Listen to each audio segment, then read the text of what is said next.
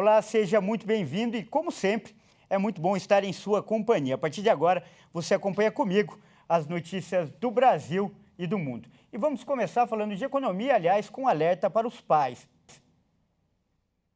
Isso porque as escolas particulares já estão calculando o aumento das mensalidades para o próximo ano. A expectativa é que esse reajuste acompanhe o índice da inflação oficial, que é medido pelo IPCA. Com o fim do ano chegando, os estabelecimentos de ensino particular já começaram a fazer os cálculos para reajustar as mensalidades escolares do próximo ano letivo. Os valores já começaram a ser anunciados para que os pais se preparem para desembolsar um custo maior. Os sindicatos dos estabelecimentos particulares de ensino informaram que cada instituição de ensino tem autonomia para definir a correção, de acordo com as planilhas de despesas. A legislação diz que os valores de reajuste são de responsabilidade exclusiva das escolas. A lei determina que o preço das mensalidades escolares só pode aumentar uma vez ao ano, de setembro até 15 de dezembro. A partir desta data, o valor deve ser mantido o ano inteiro.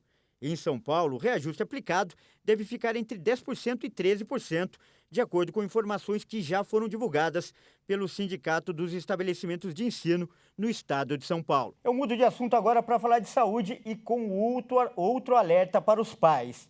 Isso porque os casos de adenovírus em crianças, que é uma gripe associada à conjuntivite, aumentaram em São Paulo. Os sintomas, atenção a isso, podem durar 14 dias. O adenovírus pertence a um grupo de vírus que causa doenças respiratórias, como resfriados, bronquite, pneumonia e até problemas intestinais. A doença é caracterizada por um quadro de gripe associado à conjuntivite em crianças. Elas apresentam sinais de resfriado e, posteriormente, secreção nos olhos. Os sintomas podem durar 14 dias. Hospitais e médicos de São Paulo relatam um aumento de casos com esses sintomas nas últimas semanas. Apesar da alta de infecções, não houve crescimento de internações. Também foi observado aumento dos casos de influenza, em que os pacientes apresentam febre alta em períodos de 24 a 48 horas e sintomas respiratórios. Já no caso do adenovírus, os sintomas são respiratórios com secreção nos olhos, além de gastrointestinais. Apesar de ser comum em crianças, o vírus pode acometer pessoas de qualquer idade. Vamos agora de notícias internacionais. Em 2 semanas, 200 mil pessoas já foram recrutadas pelo exército russo após a ordem do presidente Vladimir Putin. O país busca se reforçar na Ucrânia após perder alguns territórios para as forças locais. A afirmação foi feita nesta terça-feira pelo ministro da Defesa, Sergei Shoigu. Oficialmente, esta mobilização, ordenada pelo presidente da Rússia, Vladimir Putin, pode permitir o recrutamento de 300 mil reservistas com experiência militar ou com competências úteis para a batalha. O reforço do contingente ocorre em um momento em que o exército russo se encontra em dificuldades na Ucrânia. Shoigu declarou ainda que as tropas mobilizadas estão sendo treinadas em cerca de 80 campos militares e 6 centros de formação. O ministro afirmou que um número significativo de pessoas se apresentou voluntariamente nas delegacias do país antes mesmo de serem convocadas. Mas a mobilização gerou protestos na Rússia e um êxodo de homens em idade de ir para o fronte. Milhares de pessoas fugiram do país, gerando confusão nas fronteiras. E olha só essa notícia que vai chamar a atenção de muita gente. Isso porque, a partir de 2024, todos os aparelhos eletrônicos da União Europeia vão funcionar com o mesmo carregador. A medida foi aprovada nesta terça-feira pelos eurodeputados. Acompanhe. O regulamento foi aprovado por uma maioria esmagadora de 602 votos a favor e 13 contrários, com 8 abstenções. Durante as discussões, os eurodeputados argumentaram que a adoção de um modelo universal vai reduzir a montanha de carregadores obsoletos descartados todo ano e vai reduzir os custos para os consumidores. É esperado que a mudança economize pelo menos 200 milhões de euros, o equivalente a mais de R$ 1 bilhão, e reduza mais de 1.000 toneladas de lixo eletrônico por ano. A medida vai forçar a Apple a abandonar a entrada específica para os modelos de iPhone, a chamada entrada Lightning. A empresa criticou a medida e afirmou que a legislação vai prejudicar a inovação tecnológica.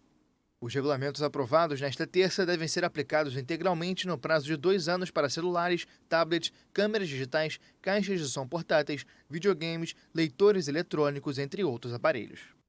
E agora para o consumidor brasileiro. A partir de 9 de outubro, as empresas alimentícias terão que colocar um alerta de excesso de sódio, açúcar e gordura nas embalagens. O objetivo é ajudar as pessoas a escolherem alimentos mais saudáveis.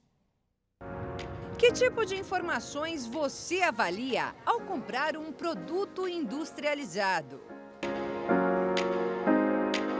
Preço e data de validade. E avalie também o produto, para saber se é bom ou não. Vai pela marca. Vai pela marca. Mas agora outras informações deverão passar a ser notadas pelos consumidores. Pelo menos é o que prevê a nova medida que impõe a impressão de alertas sobre o excesso de sódio, açúcar e gorduras nas embalagens. Itens que podem estar associados ao desenvolvimento de doenças crônicas.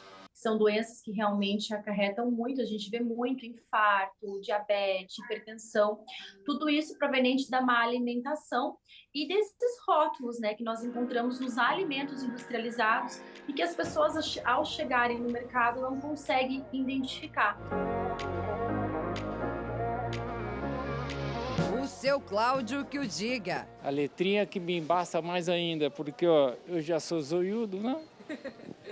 Já para o Orlando, o problema vai além do tamanho das letras. Você entende tudo que está escrito ali? Não, imagine, não, é difícil. É para mudar tudo isso que os novos rótulos chegam agora, com imagens de lupas, contendo informações sobre o alto teor daquilo que não faz bem à saúde. Os alertas devem estar impressos na frente das embalagens, com fundo preto e letras brancas, para ficar bem legíveis. E a tabela nutricional também deverá ser mais completa. Então, esse rótulo, essa lupinha, essas letras maiores, né, que estão vindo aí, essa informação nutricional maior para o cliente lá no mercado vai ser muito importante, porque ele vai conseguir saber quantos % de sódio tem nesse produto, quantas gramas de açúcares tem, se é 70% do valor diário, se é 100% do valor diário. E isso vai ficar muito claro, até mesmo para o leigo. Opa, aqui já tá, aqui nesse produto já tem 200%, então eu não posso consumir mais que isso. Todas essas determinações fazem parte de um movimento mundial por mais transparência dos dados nutricionais dos alimentos industrializados. Uma discussão que, no Brasil, foi iniciada em 2018 por meio de uma consulta pública coordenada pela Agência Nacional de Vigilância Sanitária e que agora entra em vigor.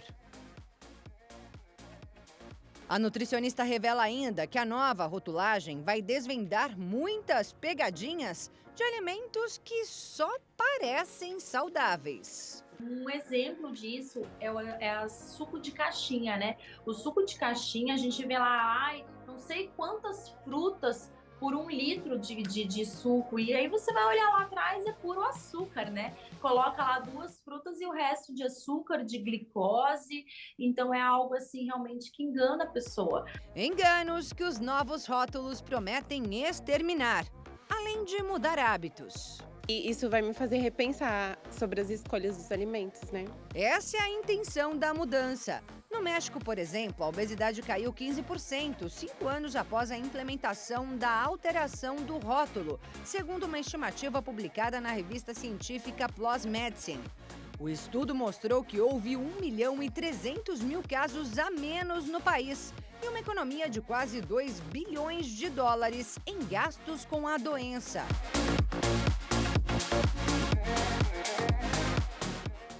E toda medida que vier para melhorar os nossos hábitos e, consequentemente, a nossa saúde é bem-vinda. Bom, essa edição fica por aqui. Eu agradeço demais pela sua companhia e convido a continuar ligado em nossa programação. Até mais!